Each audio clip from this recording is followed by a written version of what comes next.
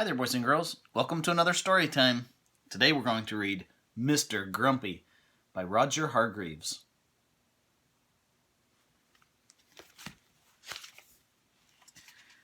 It was a lovely summer evening.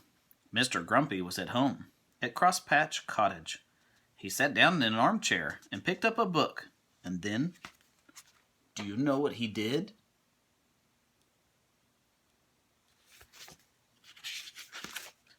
He tore all the pages out. Every one. Mr. Grumpy can't stand books, and he has a shocking bad temper. In fact, he's quite the most bad-tempered person as you can imagine. Grumpy by name and even more grumpy by nature. Oh dear. Is that how we treat books?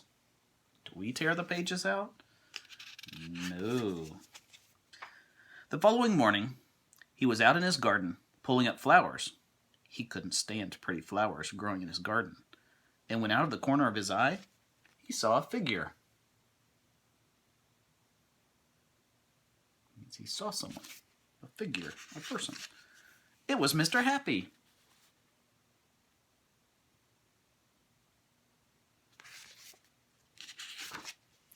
Good morning, said Mr. Happy. Good, said Mr. Grumpy. What's good about it? But, said Mr. Happy.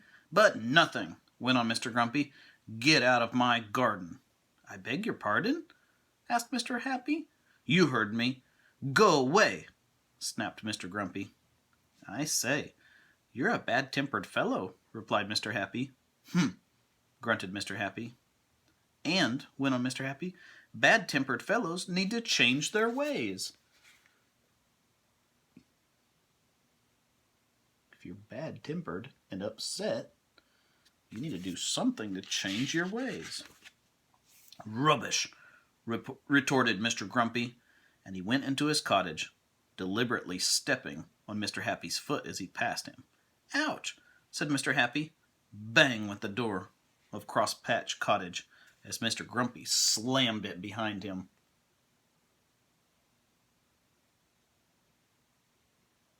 Would you like being friends with Mr. Grumpy, who steps on your foot and tears up his books and pulls all the flowers out? I bet he doesn't have very many friends. Mr. Happy stood there, looking not quite so happy as he normally does. His foot hurt. He thought and thought, and he thought some more.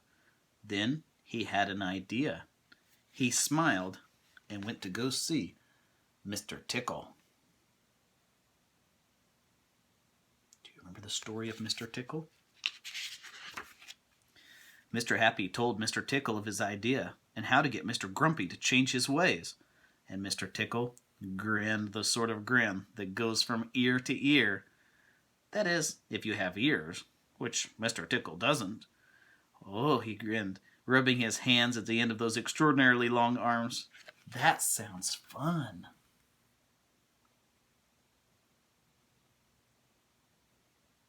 Mr. Happy has a good idea. That afternoon, Mr. Grumpy went to town shopping, and he walked into Mr. Meat's butcher shop. Mr. Meat was the butcher. Give me some sausages, snapped Mr. Grumpy, and be quick about it. Poor Mr. Meat was frightened of Mr. Grumpy, but he did as he was told. But as he was doing that, as he was told, something appeared through the shop doorway. Do you know what it was?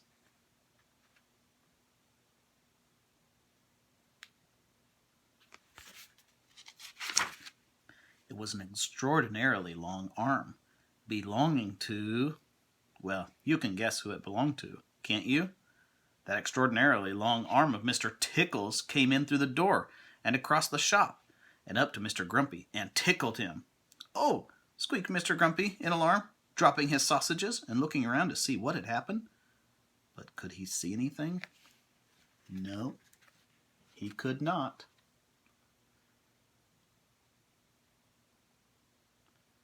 Mr. Tickle got him. He dropped his sausages. Grunted Mr. Grumpy, and he picked up his sausages and went next door to the cake shop. Crash went the door of the shop as he slammed it.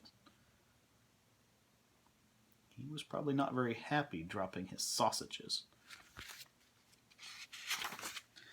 Give me a cake, snapped Mr. Grumpy, and hurry up. Poor Mrs. Fairy, who sold cakes, was frightened of Mr. Grumpy as well, so she did as she was told. But as she was doing as she was told, guess what happened? "Oh!" squeaked Mr. Grumpy, dropping his cake and sausages. He just could not understand what was happening. Mr. Tickle's going to get him again. And the same thing happened at Mr. Daly's newspaper shop, and at Mrs. Humbug's, the sweet shop, and at Mr. Bottle's dairy, and Mr. Packet's grocery store. It went on all afternoon. He keeps dropping things when he gets tickled. But he only gets tickled because he's so grumpy. And all afternoon, Mr. Grumpy kept being tickled, and dropping his shopping, and picking it up, and being tickled, and dropping his shopping, and picking it up, and being tickled, and dropping his shopping, and he just could not understand it. What was going on?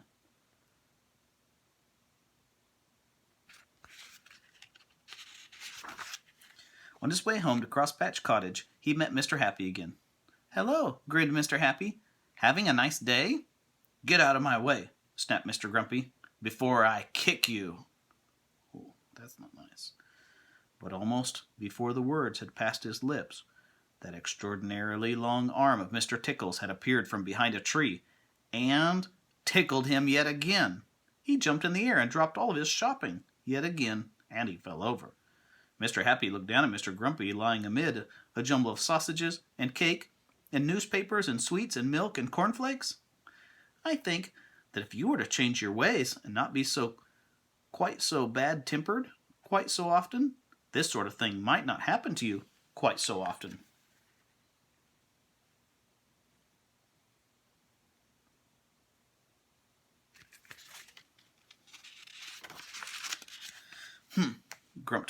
Grunted Mr. Grumpy. He picked up all of his shopping, yet again, and went home to Crosspatch Cottage. But on the way, he did think about what Mr. Happy had said, because he definitely did not like what had happened to him that afternoon. Mr. Happy and Mr. Tickle laughed and shook hands.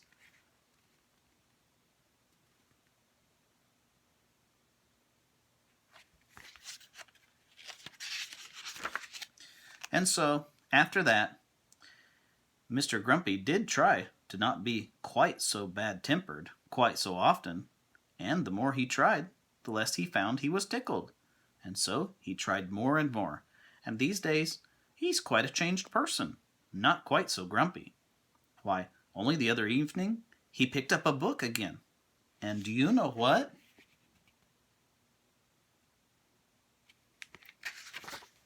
He only tore out one page. The end. Mr. Grumpy. I hope you never act like Mr. Grumpy.